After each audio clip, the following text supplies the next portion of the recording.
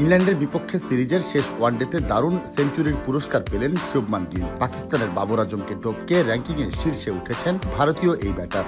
আফগানিস্তানের রাশিদ খানকে পেছনে ফেলে বোলারদের তালিকায় চূড়ায় উঠেছেন শ্রীলঙ্কার spinner Maheesh Theekshana. Shea butter ও ভিটামিন ই সমৃদ্ধ Lily glam beauty soap. Lily, always beautiful.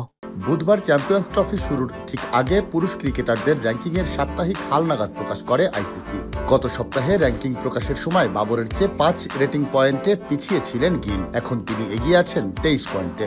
এই নিয়ে দ্বিতীয়বার ওয়ানডে র্যাঙ্কিংয়ের শীর্ষে উঠলেন শুভমান।